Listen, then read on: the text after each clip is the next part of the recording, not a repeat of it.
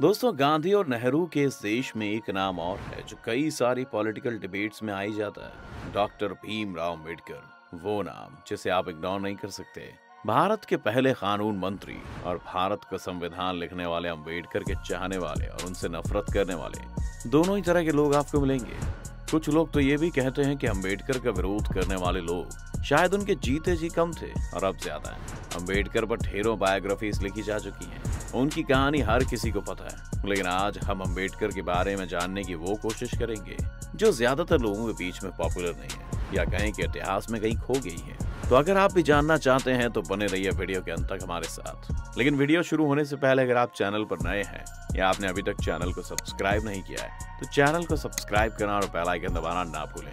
अंबेडकर के बारे में जो पहली बात लोगों को अट्रैक्ट करती है वो है उनका धर्म, और खासकर हिंदू धर्म को लेकर लिया हुआ स्टैंड। जाति व्यवस्था के कारण अंबेडकर हिंदू धर्म के खिलाफ हमेशा रहे। 1919 में उन्हें लाहौर में धर्म पर बोलने के लिए बुलाया गया था, लेकिन अंबेडकर के विचारों को देखते हुए इस इवेंट के ऑर्गेनाइजर्स ने अंबेडकर की स्पीच की कॉपी पहले से ही मंगवा कर रख ली थी। और जब उन्होंने स्पीच को पढ़ा तो उन्हें एहसास हुआ कि अंबेडकर को इस इवेंट में बुलाने से कई तरह की परेशानियां खड़ी हो सकती हैं, जिस कारण अंबेडकर को इस इवेंट में आने से मना कर दिया गया। अंबेडकर के बाद में स्पीच को जाति का विनाश या एनिहिलेशन ऑफ कास्ट नाम की एक किताब के रूप में प्रकाशित किया गया, जिसमें उन्होंने ये आर्गुमेंट आगे रखा कि जाति व्यवस्था को सुधारा नहीं जा सकता। हिंदू धर्म और जाति व्यवस्था रेल की पटरियों की तरह है, जो अलग अलग दिखती हैं लेकिन साथ ही साथ चलती हैं। अंबेडकर का मानना था कि दलितों के विकास के लिए हिंदू धर्म का ही नाश जरूरी है। एक बार पेरियार के सामने उन्होंने भगवत गीता को एक सभा में क्रिटिसाइज किया। इसे देख घनश्याम दास बिड़ला के बड़े भाई एक दिन अंबेडकर से मिलने आए और उन्होंने उन्हें कहा कि आप भगवत गीता की आलोचना करने के बजाय इसके संदेश को दुनिया भर तक पहुंचाएं। और जहां तक जाति व्यवस्था को हटाने की बात रही तो इसका हम भी समर्थन तो करते हैं। आप चाहें तो हम 10 लाख रुपए देकर आपके इस मिशन में आपकी मदद भी कर सकते हैं। अंबेडकर इस बात से चिढ़ गए। अंबेडकर का जीवन पूरी तरह से ही जाति व्यवस्था के कारण प्रभावित हुआ था। जब अंबेडकर स्कूल में थे तो उन्हें संस्कृत पढ़ने से रोका गया, जिस वजह से अंबेडकर को फारसी पढ़नी पड़ी और अब उन्हें लग रहा था कि 10 लाख रुपए देकर बिड़ला उन्हें खरीदना चाह रहे हैं। अंबेडकर का हिंदू धर्म से विवाद 1929 में भी सामने आता है, जब उन्होंने नोटिस टू हिंदुइज्म नाम से एक लेख लिखा और इसमें दलितों से आग्रह किया कि वो अपना धर्म बदल लें। अंबेडकर का झुकाव पहले इस्लाम की तरफ था, लेकिन फिर कुछ लोगों ने उन्हें सिख धर्म अपनाने के लिए कहा, लेकिन सिख धर्म में भी जातियों को देखकर उन्होंने ये ख्याल टाल दिया। खैर, अंबेडकर ने इस्लाम भी नहीं अपनाया, क्योंकि अंबेडकर को एक ऐसा धर्म चाहिए था जो सिर्फ जाति ना मिटाए बल्कि आध्यात्मिक रूप से भी उन्हें स्वतंत्र कर दे। ईसाई धर्म के साथ उनकी परेशानी ये थी कि ईसाई जीसस को अपना मसीहा मानते थे और बाइबल में लिखा हुआ ही अंतिम सत्य था।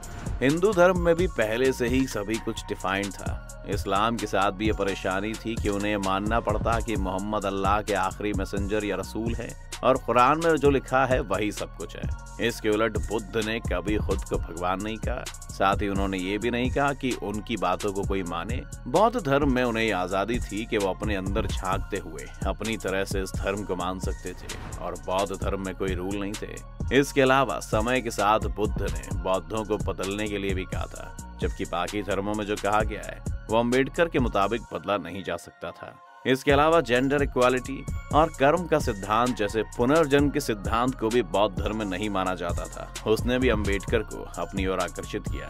अंबेडकर अपने समय में शायद भारत के सबसे पढ़े लिखे आदमी थे। वो मुंबई के एल्फिंस्टन कॉलेज में पढ़ रहे थे और इसके बाद उन्होंने कोलंबिया यूनिवर्सिटी और लंदन कॉलेज ऑफ इकोनॉमिक्स में भी पढ़ाई की थी।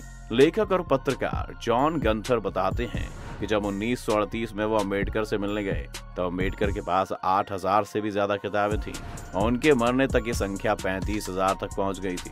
अंबेडकर कभी अपनी किताबों को लोगों को पढ़ने के लिए नहीं देते थे, बल्कि अगर किसी को उनकी कोई किताब पढ़नी होती तो वो सिर्फ उनकी स्टडी में जाकर ही वो किताब पढ़ सकता था। अंबेडकर का किताबों के प्रति इस कदर लगाव था कि वो रात भर पढ़ते थे और सुबह 2 घंटे के लिए सोकर कोर्ट जाते थे। कोर्ट जाते हुए भी वो अपनी कार में उसी दिन आई नई किताबों को पढ़ते रहते थे और कोर्ट के बाद वो फिर से किताबों के मार्केट में चले जाया करते थे, जहां से वो अपने लिए नई किताबें खरीदते थे। अंबेडकर के गांधी से भी कई तरह के मतभेद रहते थे। 1931 में जब गांधी और अंबेडकर की मुलाकात हुई तो गांधी ने अंबेडकर से कहा था कि वह अछूतों के बारे में तब से सोच रहे हैं जब अंबेडकर पैदा भी नहीं हुए थे।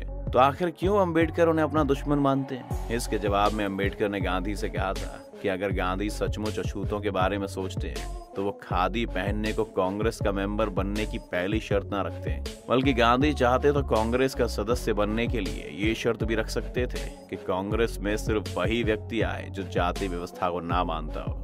अंबेडकर का कहना था कि अगर गांधी सचमुच अछूतों के बारे में सोचते तो गांधी ये शर्त रखते कि हर कांग्रेस कार्यकर्ता और लीडर को अपने यहाँ एक अछूत को नौकरी देनी होगी या एक अछूत बच्चे की पढ़ाई लिखाई की जिम्मेदारी लेनी होगी। अंबेडकर आगे बोलते हैं कि आज तक कांग्रेस ने एक भी ऐसे पार्टी लीडर को अपनी पार्टी से नहीं निकाला जिसने अछूतों के खिलाफ घृणा प्रकट की हो।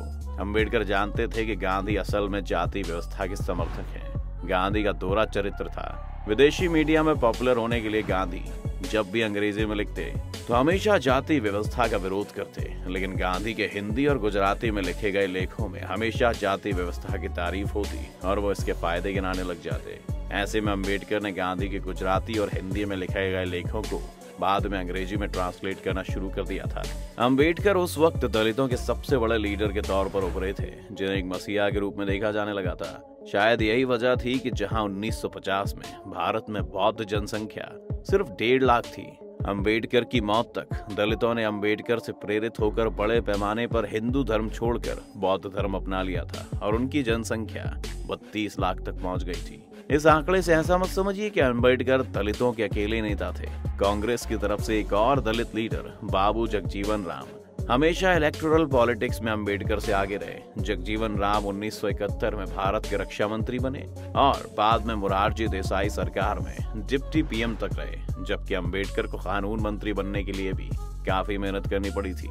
इसके अलावा बहुजन समाज पार्टी के संस्थापक मान्यवर काशीराम भी अंबेडकर की इज्जत तो करते थे, लेकिन अंबेडकर को दलितों का असली लीडर नहीं मानते थे। काशीराम के मुताबिक अंबेडकर तो विदेश से पढ़कर आए थे, जिस कारण दलितों से उनका जमीनी जुड़ाव एक समय के बाद कम हो गया था। इसलिए अंबेडकर के बारे में हर इंसान की अपनी अपनी राय है। आप अंबेडकर के बारे में क्या सोचते हैं? हमें कमेंट सेक्शन में जरूर बताइएगा।